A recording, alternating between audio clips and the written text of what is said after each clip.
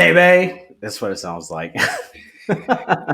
Anyways, welcome to Recover Out Loud, episode number 52, brought to you by the Antisocial Network. Today, we have an awesome guest all the way from the UK, Tom Sanderson. How you doing, Tom? How are we doing? Thank you for having me. I really appreciate this, and thank you for also putting up with my scheduling craziness nightmare.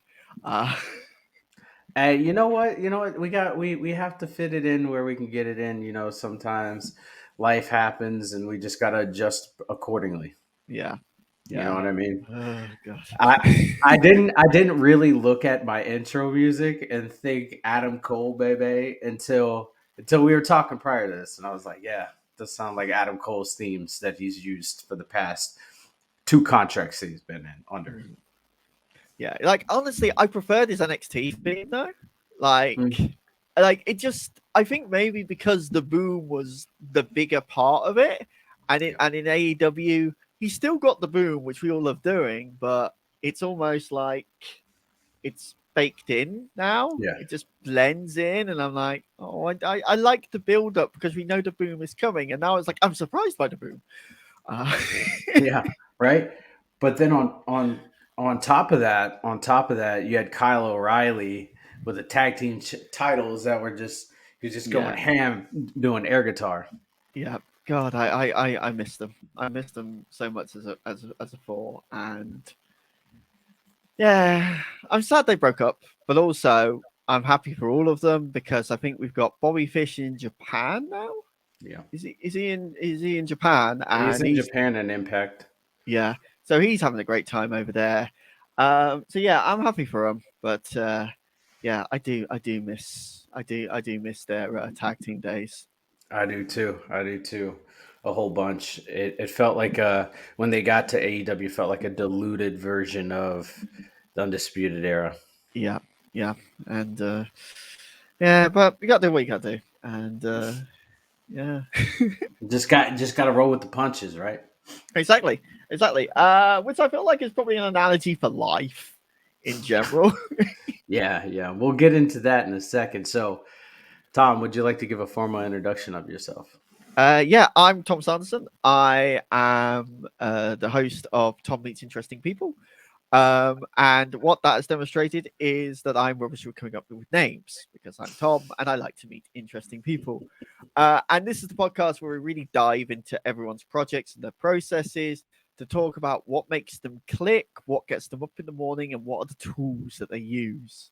And we interview everyone from voice actors to nuclear engineers to SWAT team negotiators to anyone that fits anywhere in that, and just tell you how do they do the things that they do.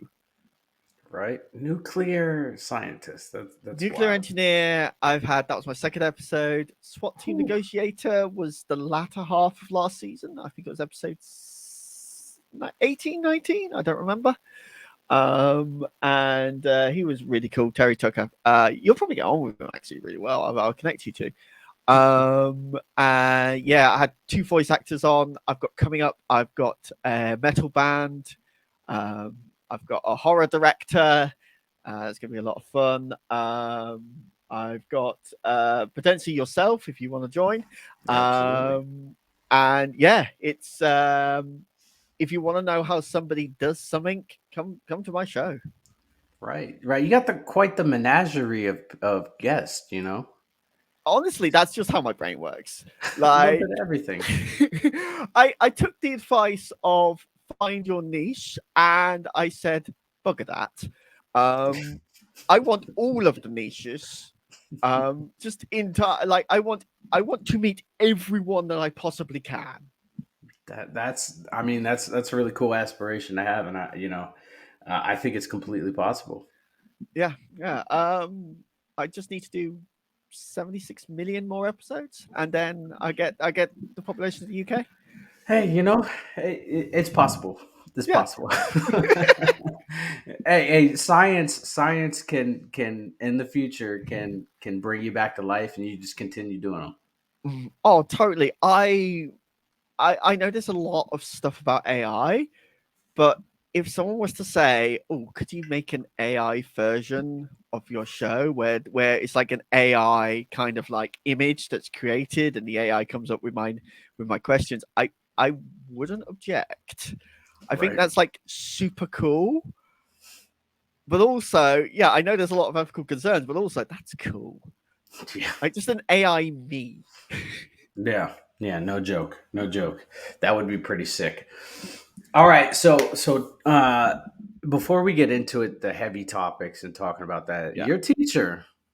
Yeah.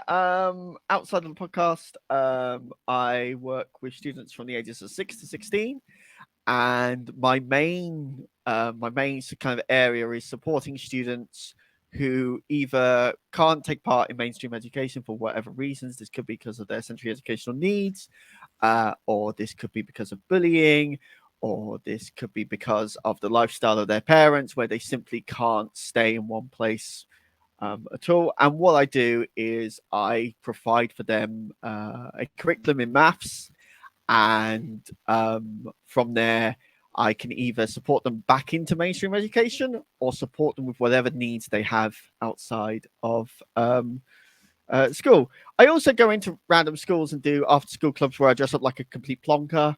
I love it.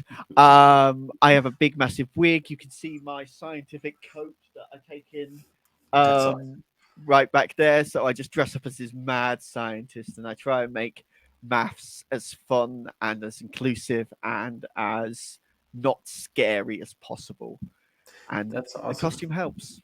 That's awesome. You don't see teachers go to that lengths very often, and so right off the bat, I want to say you're doing really good Well, work, thank you. Thank you. and you're making education fun again.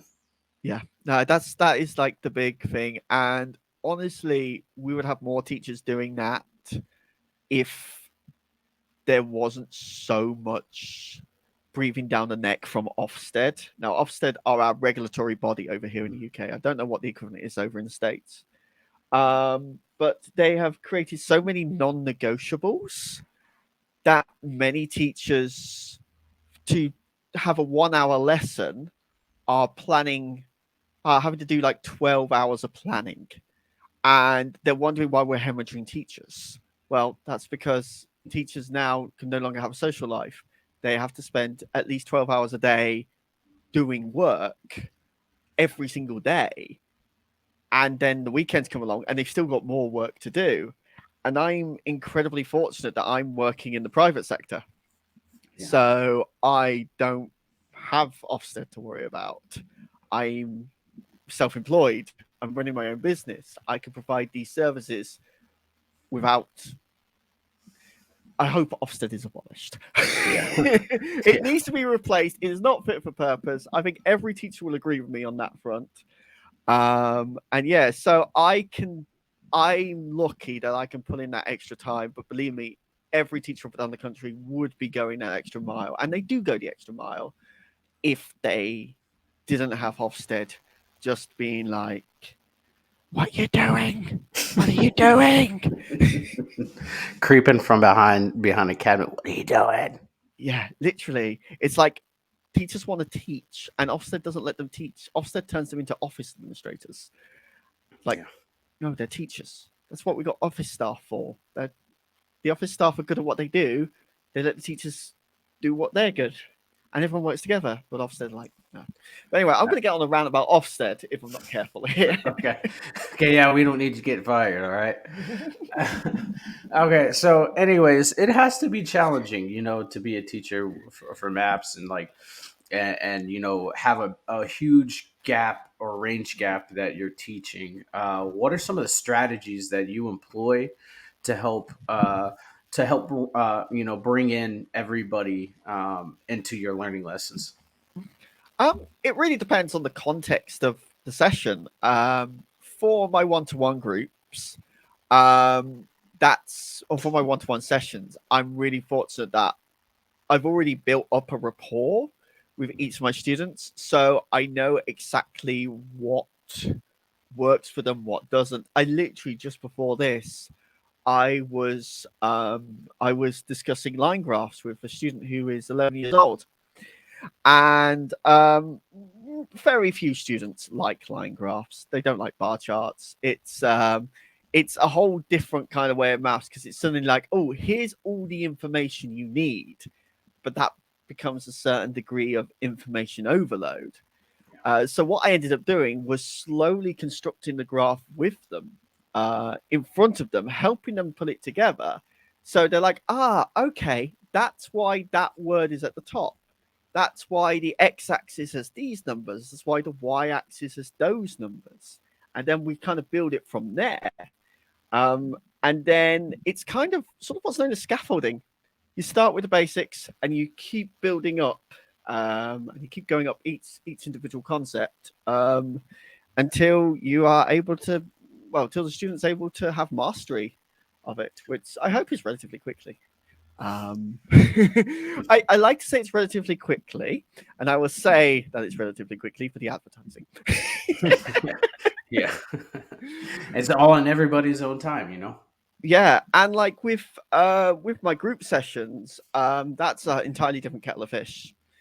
And with them, it is a balancing act between making sure everyone gets the information, but also taking the time to speak to each individual member of the group. I've got after this, I'm going to be going to see 30 children in one go. Ooh. Yeah. Surprised And you have your hair still. yes, I've noticed it's starting. I think it's starting. I just hit 30 the other month, at the start of Keep the it year. keep it while And you can. yeah. But it starts with well, with kind of establishing a little bit of an order, but also taking the time to understand what they understand.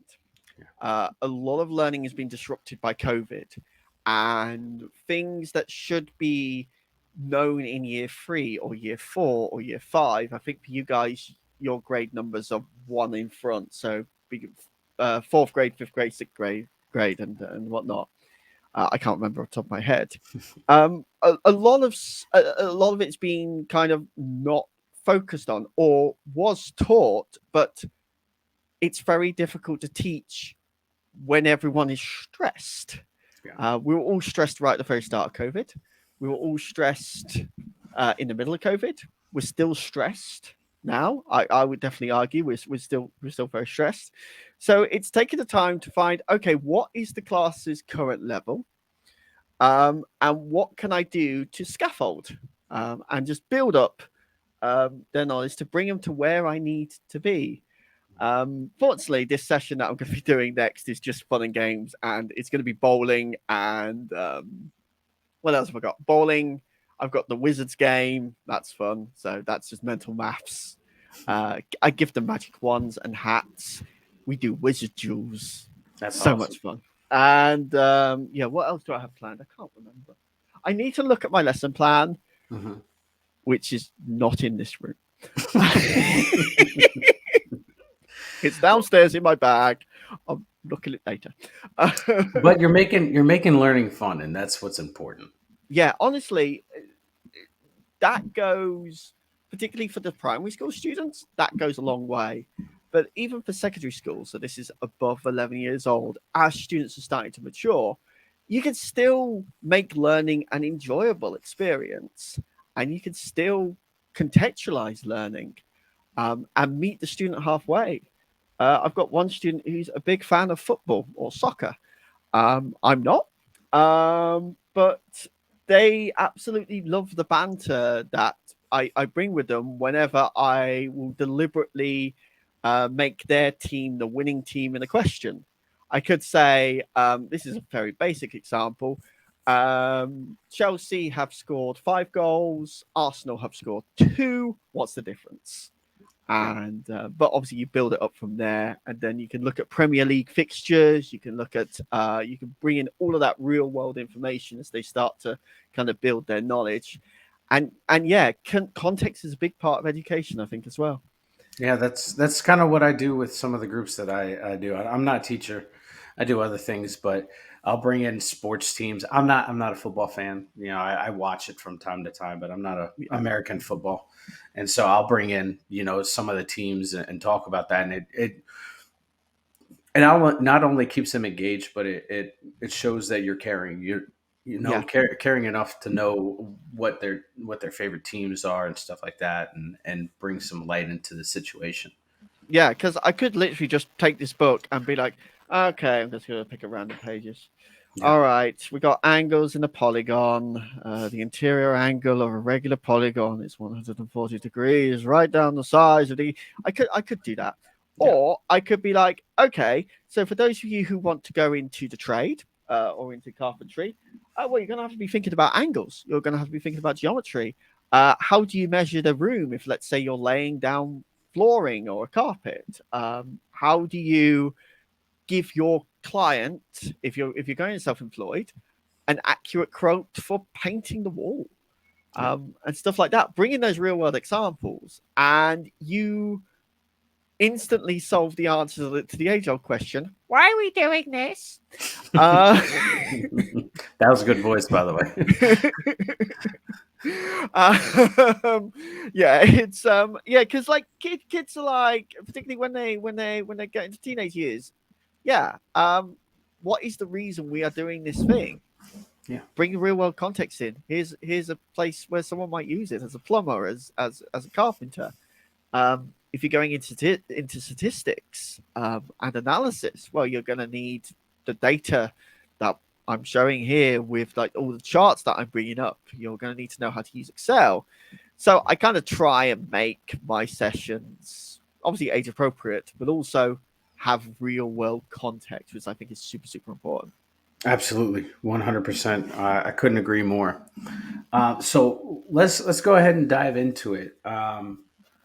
What was it like for you in your childhood? Because I've heard, I've had some guests from the UK, and I've heard that bullying was a big thing, and I know for me Yeah. it was huge when I was a kid. What was it like for you? Um. Yeah. It was. Can I swear? Yeah, yeah, go for it. Say what's on your heart. Utterly fucking shit. Yeah, Um, swearing's quite efficient sometimes. yeah, I was the teacher's pet. I'm sorry, everyone. I was that kid. I was the kid that reminded the teacher they sent homework last week. I'm sorry. I'm sorry for all of that stuff I did to annoy your teenage years. Um, but yeah, I'm not the prettiest guy in the world, and I was the first to get a growth spurt in my entire year. So instantly, I'm tall. So year eight, suddenly you are really tall. You're like 6 foot one. You stick out. My teeth are horrendous. They kind of always have been. Braces haven't worked properly. I'm hoping to get some sort of adult braces later this year, and that's instantly the start of name calling, because children can be very cruel when they want to get there. And yeah, I my neighbors, I was the punching bag. I mean, I was hit quite a bit.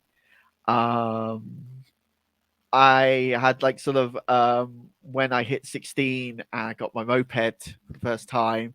Guess whose moped was taken and driven around a bit and thrashed around before being put back? It was mine. yeah, And yeah, so bullying in the UK, big problem, still is a big problem. Um, and but I think also with what I know now as a teacher, obviously a lot has changed. yeah, It's I'm looking back now and I'm realizing actually, yeah, okay, those students did have really did make some really bad choices, really bad actions. But now I'm older, now I'm 30. I kind of understand some of the context behind what they did. yeah, For many people who bully, it is a need for attention, a need for the social interaction, and they don't get that at home. yeah, So they kind of, it's the only way because it worked once, and the brain is an organ of habit. It is going to want to do it again and again and again, and yeah, it takes time to get through that. But yeah, um, I've come to peace with that now. Yeah. So that's kind of cool. And I hope anyone who did bully me is actually doing really well and is successful and has matured Yeah. and just kind of see, yeah, if that Yeah. makes sense. I can relate to that. I've always been the short one, right? I'm Mm. 5'5". On a good day, we'll call it on a good day. I'm short. I'm a little stocky, but I'm short, and I was never the kid that that you would first glance at and be like, I want you on my Yeah, baseball team. yeah, I was always picked last. Um, and moving past that, I had these massive pink glasses, man, that like my grandma picked out, and she said you're gonna wear them. So I automatically got made fun of because of that, yeah, because I didn't live around where everybody else lived. I lived out in sticks, where like you don't go, yeah. and so that I literally became a target for everything that I did, and it was hard growing up, right, and hard, to deal with some of the bullying. I didn't deal with some of the extremes that a lot of other people did, but I dealt with some, a good fair share of that too. And I don't know if that bullying like had an effect on you later on in life, where it kind of helped usher in some of the mental health stuff, uh, like some depression or anxiety. But I know for a lot of people, that's a route that took them down. Yeah. I must admit, the anxiety still creeps up every now and again. I have cancelled social appointments because of it, and I know it sounds kind of like, oh, you just cancelled an appointment, but it's trying to describe anxiety to somebody who's never had anxiety, or rather, never had like an actual diagnosis of anxiety, and someone who has never had to like have it as a constant problem that they have to deal with. Is we all get nervous, right? We Mhm. all have nerves, and nerves typically are a good thing. They are our sympathetic nervous system warning us that there is danger. Mhm. But when that system is always active, when the heart is pumping and if our heart feels tight, when you are unable to breathe or like your breathing's really heavy, when your brain is doing 100 miles an hour, and you're having that not just before an event, like any like an important meeting or a presentation, which will make perfect sense to have, but you're having that just going to the supermarket, just going to the next street along. It's a really difficult thing to try to explain to someone who's never experienced that. It is literally debilitating. It's like it is it can ruin your fucking life. Yeah. Um, yeah, quite frankly. Which is kind of ironic because I've got anxiety and I have a podcast where I meet people. Yeah. Yeah. I get it. I get it. But it's something that I have noticed about it, and I want your thoughts on this as well.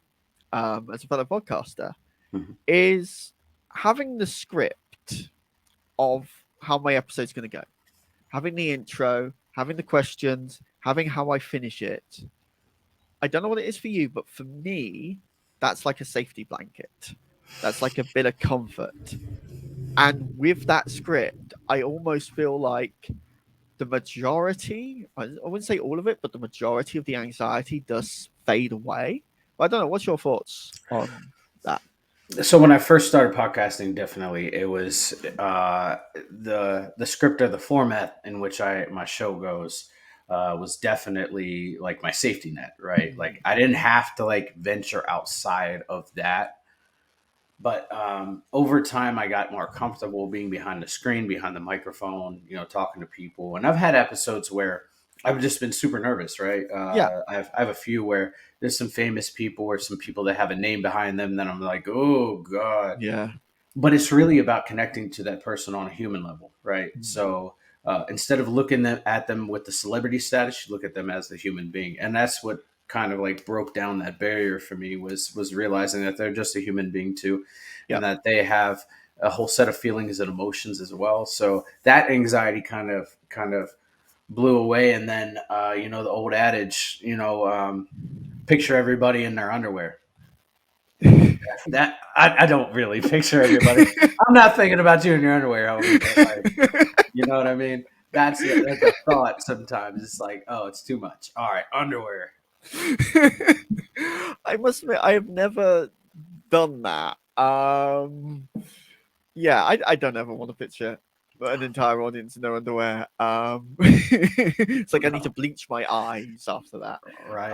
Um, but yeah, no, it is kind of like that's something that you mentioned there as well with seeing the person behind the name. That's something I picked up as well. Like I had a hostage negotiator, SWAT team hostage negotiator on the show just before Christmas, I think it was. I don't remember the dates. And I admit I was intimidated by him. He's a scary guy. Well, okay, he's not actually a scary guy. He's one of the nicest people I've ever met. He's utterly lovely, and I highly recommend you check out his episodes and check out his work as well. Um, but yeah, I was like, oh, this is a SWAT team member. And your brain takes that cognitive shortcut. Yeah. And as I spoke to him, he was like, no, this is just a human who happens to have a really extraordinary job. Not doing it anymore. He's retired since. And he's now battling cancer, which he's winning, which is That's absolutely awesome. awesome. Absolutely what we want. But by the end of the interview, this wasn't Terry, the SWAT team negotiator. This was Terry, who I now have a human connection with. Yeah. And this is now someone who's a friend. So, Yeah. yeah, A lot of people used to look at me and get intimidated because of the beard, right? Because yeah, most times like in media and Hollywood movies, whatever, you see the person with the beard and you're like, they're the intimidating person. They're the one that's like, the overbearer, the Viking. I mean, I'm Norse pagan, but yeah, uh, they're the intimidator. Whereas like I'm a big teddy bear, dude. Like I'm yeah, super nice, super chill, really relaxed. And so people like on that first glance, they're like, "Oh my goodness, dude with a beard, scary." I'm like, just calm yeah. down, calm down, calm down. We don't I got. actually, before COVID, my car broke down on the side of the road, and there were these five bikers that came along, and imagine the Harleys Yeah, and kind of like that, the black leather and the stereotypical image, massive beards, and they helped me out. There was like no questions asked. It was like, oh, here's someone stuck on the side of the road. yeah, I see these bikes coming along, and fight or flight is kicking in now. yeah. And they come along and they keep me company until the breakdown cover arrives, which was actually a fair while. Um, they make sure I'm okay, and then they go off on their way, and I'm safe. And I was like, these are meant to be the scary people. Yeah. The scary people are not scary. What is Yeah, happening? yeah. It's a lesson learned, right? Yeah. Yeah. So let's get a little bit more into it. What was it like for you in your mental health crisis when you were coming to Um, what sort of time frame? Are we talking about just life in general, or like life in general? um? So I, looking back now, I realize I've always had depression. I've always had anxiety. Ever since I think pretty much I hit adolescence, that's when they sort of came in. Obviously, the bullying didn't help growing up, but I was very good in my late teens and early 20s at masking it. If you would have met me when I was 19, 20 years old, you would have seen me running around London with a notepad in my hand, or my iPad at the time, interviewing people, writing articles. I did a bit of journalism on the side when I was younger. Um, you would think, oh, look, here's a 20-year-old who's got it together. Here's a 20-year-old who knows exactly what he is doing. He is confident. He's approachable. All the other good positive traits that we like in people. But if you're experiencing what I was experiencing, you would be thinking, when am I going to be happy again? You would feel my heart rate going at 120 beats per minute. It's completely fast. You would see someone who, or you would experience someone who is not able to even string together a basic sentence. But I got really good at masking. But thinking about it now, literally just second, I think the masking is a synonym for suppressing. Yeah. And that's not good. Don't do that. That's not good. That don't suppress, because you can only suppress for so long. And it wasn't until I met my current partner, John, who's been 7 years now. So 20, 23, 24, I met him. It's been 7 years, 6 years, 7 years. I can't remember. I forget our anniversary all the time. So does he, though. So like we're as bad as each other. And he had just finished doing his degree in psychology when I met him. I did my degree a little bit later on. I'll go into the reasons why I did mine in my late 20s. I'll go into that in a little bit. But it was only when I met him, he was like, you are suppressing these stuff, right? And for the first time, because of John, I was able to be like, I'm anxious. Yeah. I'm depressed. And then everything hit me like a truck. It's like 15 years of catch up sort of hit me. But yeah, when we worked through that together, he did two things. He encouraged me into therapy. So I took what's known as cognitive behavioral therapy. Mm-hmm. Yeah. I have thoughts about that. I've been there too. I've been to CBT before. I know that. I have many thoughts, and I suspect your thoughts might be the same as mine. And this is so adorable and so cute, and I should jump in the other room and get it. He also brought me an emotional support bear. This cute little teddy bear that's kind of adorable. And I realized actually in that act, what he was doing was he was reconnecting me with my childhood self and letting me start the process of kind of like not blaming my past and being like, okay, here's what I got now. Let us, move on, if that makes sense. Yeah. Yeah. Let us deal with it as best we can, I think. So yeah, did therapy, CBT. CBT is a useful tool that is overused by the NHS as a band-aid for actually covering the real issues, because it looks good on paper and it's really easy to train up someone with a degree. Actually, you can train up someone without a degree in CBT. And it is, I'm not going to deny that it isn't a useful tool. It certainly is. With the right person and the right practitioner, CBT can be a wonderful tool to help someone reach a certain level of self-actualization. It's a brilliant tool to help someone work through issues which they are cognitively aware of and they specifically want to deal with. But when you are someone like me, where my anxiety and my depression doesn't come from specific thoughts, it just comes from, it's here, this is what I've got. Yeah. CBT now says, okay, what are the thoughts behind that? Well, there's no thoughts behind it. It's a feeling, it happens. And I remember butting heads with my first therapist, my first practitioner, over that, because I was like, well, no, there isn't a specific thought. This is a feeling, and a feeling that I want to not feel anymore. Yeah. But from there, to give it its due, what it has done is it's taught me the technique of basically taking those feelings to court and mentally sort of imagining Judge Judy is presiding over it. Some reason it helps to think of Judge Judy calling my anxiety and calling my depression baloney.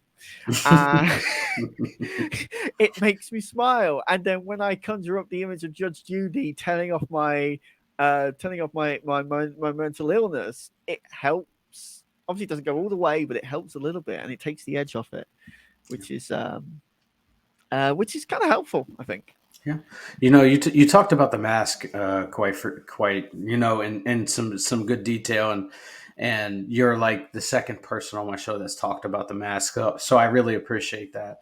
Um, I've masked a lot of what I was going through when I was younger, when I was a Yeah, teenager, even up until my early 20s, even like into my 30s, and the mask is detrimental. I don't know yeah, if it did it for you, but it's super detrimental, right? Because for me, I know when I got to a point where I was like, I'm putting this mask on, something happened.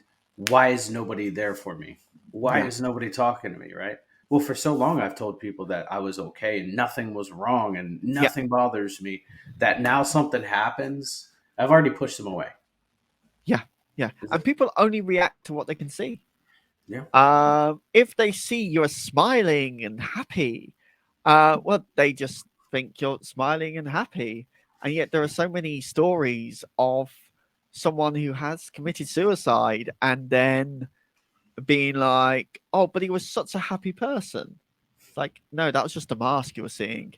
Yeah. And I don't blame people for this because this is kind of how our brains react. And you do genuinely need training to see through the masks. Hmm. That's kind of what psychology degrees are for, what counseling degrees are for, why to even think about practicing in the UK independently, you need a master's degree.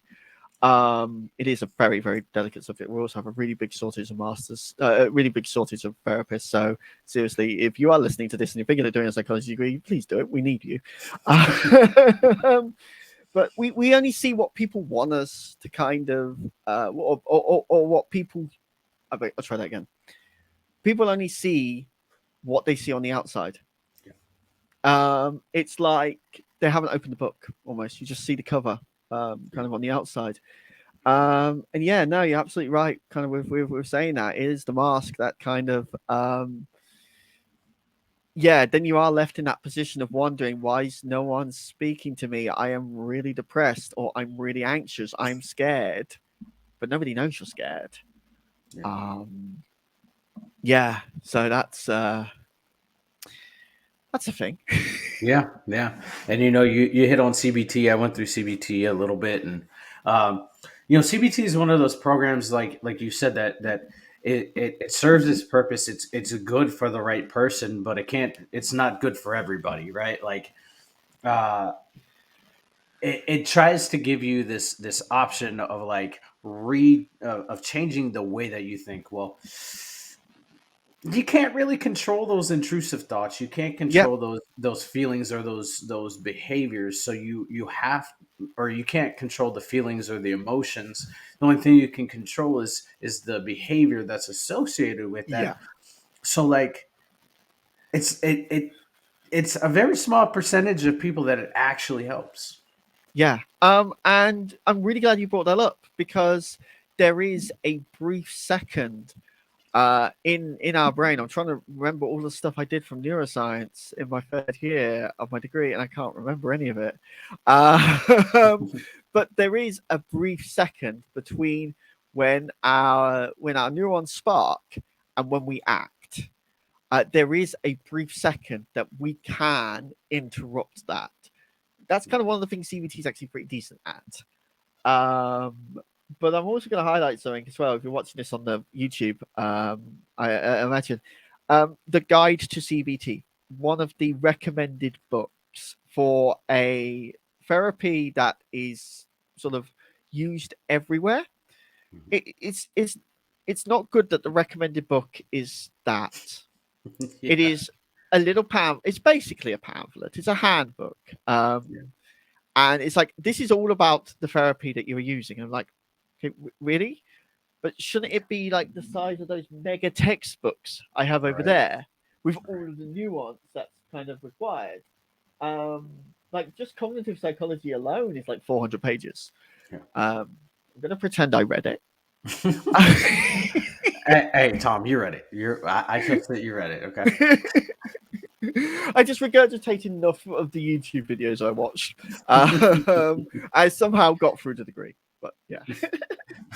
So okay, so we dove into that into what it was like a little bit for you. What was that moment that aside from when your partner said, "Hey, I think that you're hiding something," not hiding it, but masking it. What was another part of your life that you were like, I think I need to work on some things." I think the biggest part that I need to work on, and I'm still doing it all the time, and this comes with the anxiety, is avoidance. I It's so easy for me to avoid, and it's so tempting.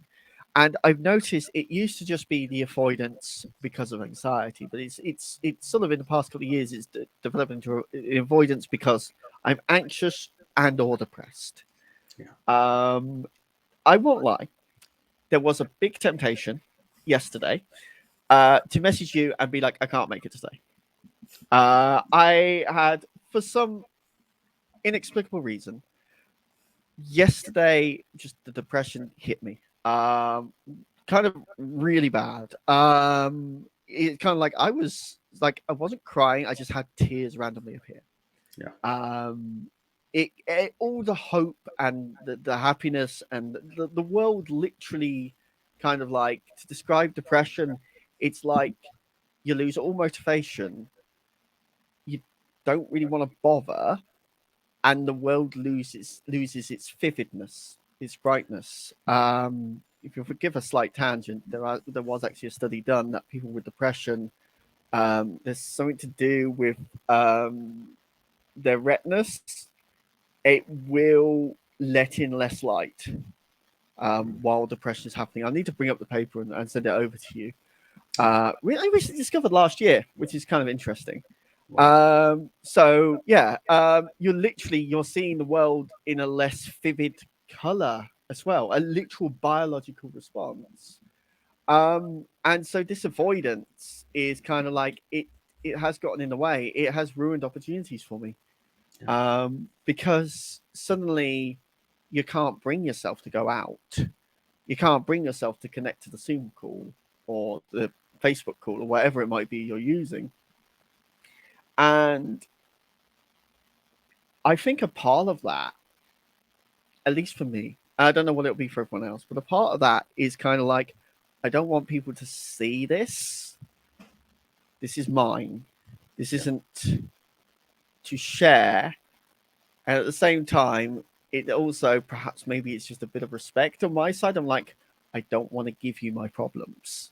Yeah. You're here to work with me or to do this thing with me. You're not Mhm. here to be my counselor, if that makes any degree of sense. Yeah. No, I completely understand.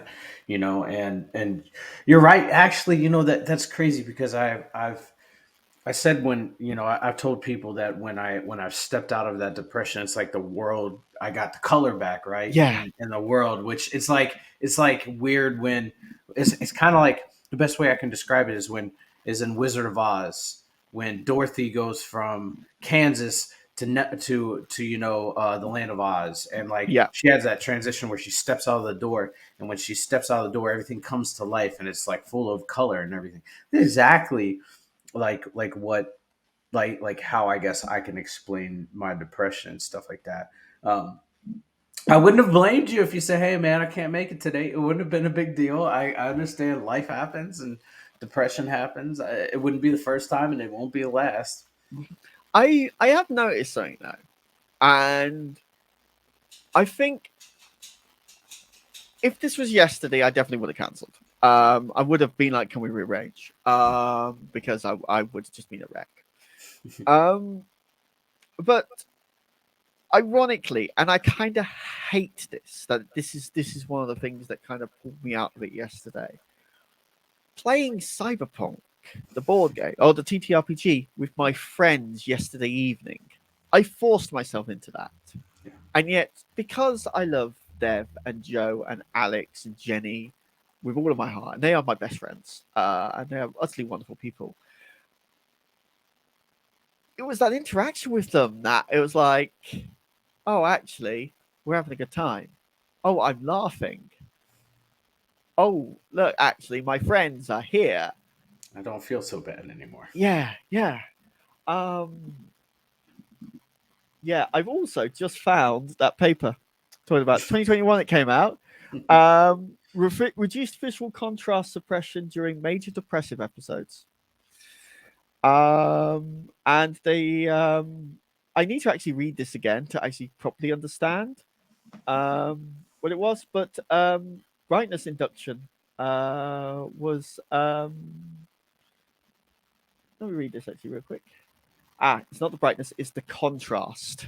Mm. So the contrast goes down, and it's significantly lower for those with major depressive episodes than for the controlled group, Oh, um, which is really interesting. So literally, with depression, you are literally, it's not just a kind of analogy; it is a genuine biological response in our eyes. yeah, you know, it's and it you said that it's hard to explain to people about your anxiety that don't go through it, and for me, it's hard to explain depression, right? Yeah, Like it's I had to explain this to my girlfriend the other day, and she said, "Why, you know, in that time, why were you so sad?" I don't know, dude. yeah, I don't know. You you cannot just like for me. I can't explain the feeling that came over me as to why I would sit in my chair and stare at a blank TV for hours and yeah, just get lost, right? Or like nothing could bring me joy, nothing could bring me happiness, where like everything just seemed abysmal, but yet I still had to continue on my day, right? Just couldn't explain it, but that's what was happening in my body at that time. And my depression changes, you know, and it shifts and it changes. Whereas like people look at me like, oh, you're not happy. No, that's not it. I am happy, but I'm also fucking depressed, yeah, right? yeah. And it's yeah, it's like communicating this is the most difficult thing. And more often than not, I have been hit with, oh, just do something that'll cheer you up. Like, believe me, I want to. Yeah. It's not as simple as that. I have insomnia as well. They're like, oh, just go to bed earlier. Like, I'd love to. I Right. would actually love to. I got lucky that yesterday, because it was just such a tiring day, I just conked out at 11 a.m., 11 p.m. rather, and woke up at 6 today. So like that's actually a good amount of sleep for me. Um, but yeah, it's like we do need to genuinely. This is something I genuinely care about, and I'd love to explore later on in my life as well, and maybe work with some people on this. But talking about mental health communication, Yeah. and because we don't just need to communicate with people who are dealing with mental health concerns, but also communicating what that means to other people. Um, you might have, particularly, it's going to be if I could be ever so capitalistic, and just think about capitalism here, it's good for business because if your employees are, if their well-being, obviously, I don't want to say every single boss and every single company is wholly responsible for the well-being of their employees. Yeah. It's still obviously also a private thing, and there's only so far that employees or employers should go. Yeah. Um, but if your staff have good mental and physical well-being, Hmm. if they're in an environment where they know they don't have to mask, they don't have to hide kind of what they're feeling, you're going Hmm. to get employees who are more loyal to your company because they're going to Hmm. stay because they're going to want to build up what you've got here. You're going to get employees that will want to work harder for you. Um, they won't quiet quit, which is a saying that I hate. It's quiet quitting is just doing your job. Yeah, Uh, that I don't like that either. like if I ever reach a point where I have employees, like I just wanted to do the job that I pay them for. Like that's it. Yeah, Like I don't care about the other stuff. Just do the thing I'm paying you for. That's yeah, what I'm paying you. Um, you're gonna get employees that are gonna sort of work harder for you. And you're going to get employees that are going to say good things about your company. yeah. And yeah, it's that invisible reputation that we all have. And it will extend if you are looking after um, your people and making mental health at least a consideration in sort of what you do. But yeah, we need to do better at communicating mental health. Um, I agree. yeah, which is what these podcasts are for, and Yeah, which is why you're an utterly wonderful guy. thank Uh, you, thank you. I appreciate you. I appreciate you. So what are you doing? What steps are you taking, or what actions are you performing to help pull you out of some of those. Didn't mean to do that. I hit my like little center thing, guys. That's crazy. Anyways, yeah, I was trying to pull a hair off my keyboard. Anyways, back to that's the first time that's ever happened. We're gonna make sure that we're pulling the mouse off that. All right, it's no hotkeys anymore.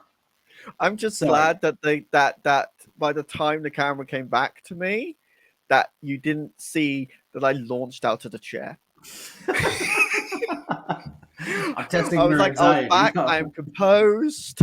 I I know what I'm doing. I didn't end up over there, like just running away from the explosion. Oh my goodness. Anyways, no, so what are some of the actions or some of the steps that you take to pull yourself out of those rough situations? The first thing I do is I tell my other half. Now, this is something that has come with time and work. Um, John's been with me for a good part of my journey now, and I know I need to just say, "Oh, I'm having a bit of a sad." Sometimes I'll use synonyms, or I could just say, "Oh, I'm feeling really depressed right now." The best thing he has done for me in all of that is not question it. Just say, "Okay, you're feeling sad," and the only question he kicks off with is, "What do you need?" Yeah. That's a really helpful question because it's not forcing a solution onto me, and it gives my brain a little bit of a kind of rope to hold on to, if you Mhm. will, which is kind of really handy. And sometimes it's just like I just want to chill with you, and that honestly, chilling sometimes just helps. Sometimes it is something that I want to talk about, but I can't find the words, and I need to use John as a bit of a sounding board on that front. So kind of John is the second brain in Yeah. this, and he also in the relationship shares all the brain cells, um, which is helpful. Um, and yeah, sometimes what I found that he's helped me out with as well is when the avoidance is kicking in. Mhm. I need him to be my motivation, my kind of so like okay, let's do the thing now. Let's do Yeah. the thing, and he can get me as far as getting it started, and I've noticed once I've got it started, I can kind of take it from there because like our scripts take over. I think Yeah. kind of what we do. So that's kind of what I do in the immediate. Um, I do need to revisit the possibility of getting therapy. Um, Trying to find a therapist that it's a difficult task, Yeah. and it's not to be underestimated. And all respect to anyone who is a therapist, I did think about going into a career, and I decided not to.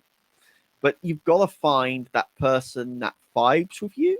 That's a big part. You've got to find a person that also understands your life and your lifestyle. For instance, I know that I have absolutely no connections to Christianity. I've got no connections to Islam.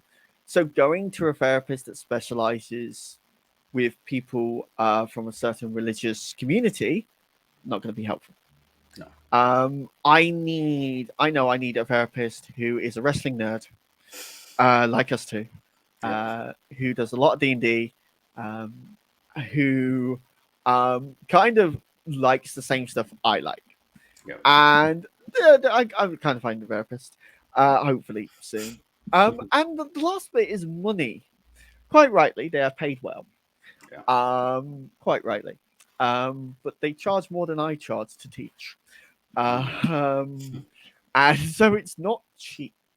Yeah. Uh, Yeah. a personal trainer is cheaper. Yeah. Uh, Definitely. Definitely.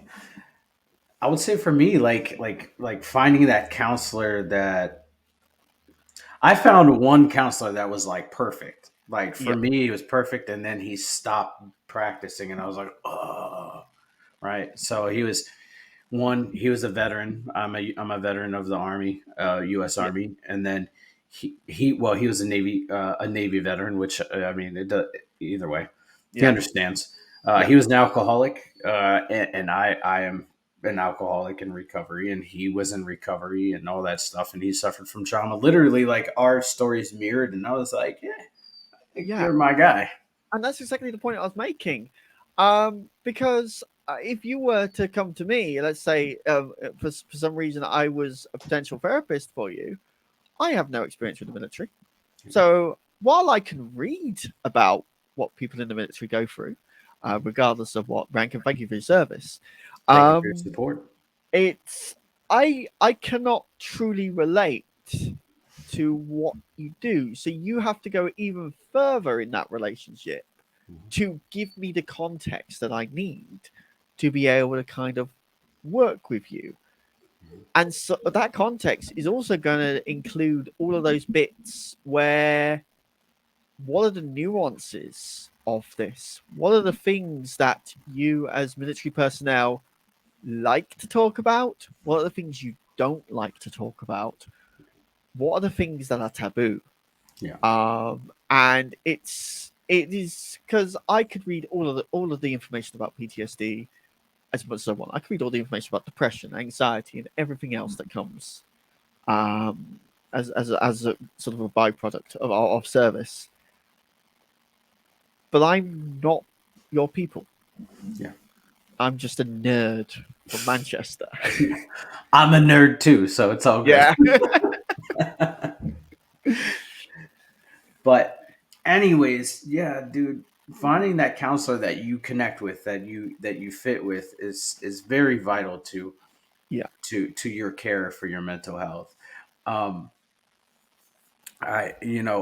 if I could find a counselor that liked wrestling, I'd be like, "Hey, I'm for it. yeah, Let's do it." yeah. And like for me, I am considering going into my masters Mm, and potentially going on to a PhD somewhere in psychology or sociology or the social sciences. I need time to figure out exactly what I want to do.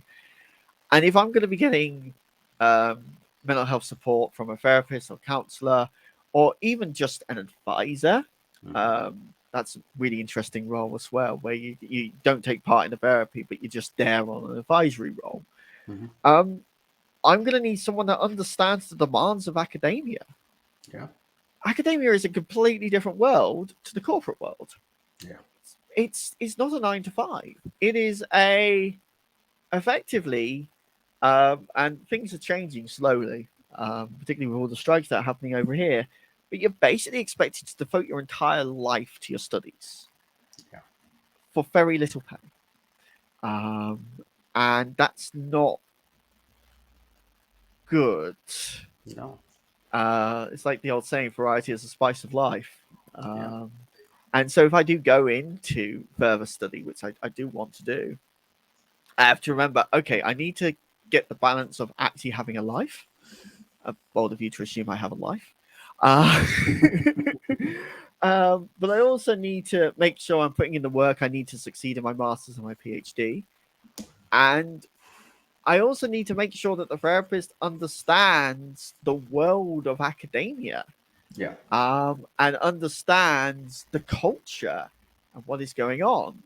And in that case, a therapist who is also a fellow serviceman who's been through alcoholism would be perfect for you, but not for me.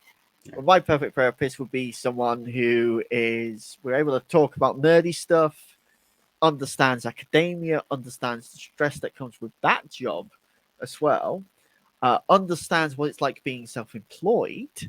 which is fun. Actually, is a lot of fun. Stressful but fun. Lots of nuance Yeah. on that. But that therapist might be perfect for me, but is going to be entirely useless for you. Yeah. And that's kind of like what takes. Yeah, it's yeah. I'm gonna rant about better health at some point as well. That's awesome. All right, Tom. So before we go, would you what advice would you give to somebody that's currently struggling with anxiety or depression? And what are some tools that you would give them to help them out along the way? um, First thing is if you can do it. I know it's difficult. I know it's really really hard. I know every single cell in your body is saying don't do this. And fear is very useful. Fear is a tool. Fear is a good companion to have. For the most part, fear has our best interests at heart, but fear is very overprotective. Anxiety is the younger sibling of fear. Um, so work with that and find someone you trust that you know will give you a good reaction and let them know. Just let them know here's the shit I am dealing with. Yeah. Something that I have seen have work, but I'm not going to recommend it. I have seen friends do massive social media posts on Facebook. And just a big post, get it out there in one ripping the band aid off. And you will see how many people suddenly care. Because they do. People genuinely care. Um, I wouldn't overly recommend CBT unless you feel like you're up for it. You can teach yourself CBT. So I would say grab maybe one of the books and have a look at it before you decide if that's something you want to go down. Kind of read it and understand it, and then think, is this a tool that's going to help me? DBT might also be something in there as well. Um, I don't know the what the service is like over in the States, but in the UK, you can get support on the NHS. Mhm. You can either go to your GP. Everyone's got a GP. Um, just set up an appointment with them. I know setting up appointments scary. I know all of this is scary. But again, that's fear standing in your way, trying to protect you, but doing a little bit too good of a job. Mhm. Um, Talk with your GP. If you don't have a GP, which you should do, you can also go to the walk-in centres. They're spotted about everywhere. I know there's one a few miles from my house as well. They can at least guide you to the IAP service, which is improving access to mental health. I have my things to say about them, but in all, they're good people. They do want to help. They're just inundated. Yeah. If you're in crisis, the Samaritans are the most wonderful people in the world. For the UK, I'm going to grab their number now. Okay. Let me just double check it. I should have had this prepped ahead of time. It's okay. For the UK, you can either phone them, it's 116123, or if you can't bring yourself to do that, they have a text service. Text the word shout to 85258. They will get back to you as quickly as possible. They're good people, and they're just normal people. They're not like kind of doctors with PhDs. They're not professors. They're just people like you. Yeah. And they want to help, and they're ready to go. So if in crisis, they're the people to talk to. Or even if you just don't know where to go, they know they have the resources, Yeah. and they can help you sort of along with that. But yeah, in short, thank fear for its service. Um, that I found is very helpful. Say thank you to fear because it is looking after you. Say thank you to the anxiety. Say thank you to the depression, and accept that they're things. But tell them not today. And yeah, I hope that makes some degree of sense It made a for lot of you. sense. That made Yeah. a lot of sense. In America, we have 988. That's the mental health crisis line. Also, it's the suicide awareness line. You will get a real person. You won't get a recording. You'll get a Yeah. real person behind that, and they'll talk you through and try and help you out and get you to a position where you can get and receive help. Mhm. Yeah. So, Good people. absolutely, Good people. absolutely. Tom, where can we find you, man? So on all of the social medias, I am at Tom Meets People. I finally got round to unifying them because they used to be like all completely different, but that's for Twitter, Instagram, and TikTok. On my YouTube channel, simply search for Tom Meets Interesting People. You'll find most of my episodes up there, including a preview of season 3, where I've got a film director and we talk about how do you fund a film. And I get a sneak peek of these new films as well that I get to attach on the end. Nice. And there's also my website, www.tommeetsinterestingpeople.com. That one is, you will see I'm not great at web design. I tried, but my links are there as well. And yeah, that's where you can find me. That's awesome. That's awesome. Tom, I want to thank you for being a part of the show. Sean, I want to thank you for having me. Hey, It's man, that's we need platforms like this. We generally do. uh, And yeah, thanks for the free therapy session. I appreciated that. hey, I'm not a therapist, but this was a good. It was a good session. It was a really good session. And I'm sorry for the intermediate fire on the screen and Don't worry. everything. Don't worry. It happens to all of us. It happens to the best of us. But anyways, like I said, Tom, thank you for being a part of the show, and everybody, thank you guys for hanging out with us for this hour. And until next time, I hope that you guys have a great day. Much love. Take care.